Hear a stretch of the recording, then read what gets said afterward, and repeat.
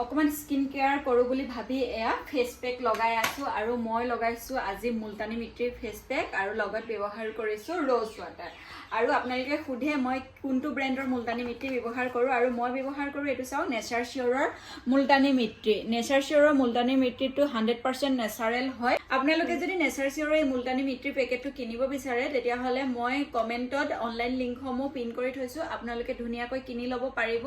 আৰু বহু দিন ব্যৱহাৰ কৰিব পাৰিব আৰু এটো মুলতানি মিট্টি আপোনালোকে হেয়াৰ মাস্ক হিচাপেও ব্যৱহাৰ কৰিব পাৰে আৰু সকলো টাইপছৰ স্কিনত ব্যৱহাৰ কৰিব পাৰে এটো কিনিলে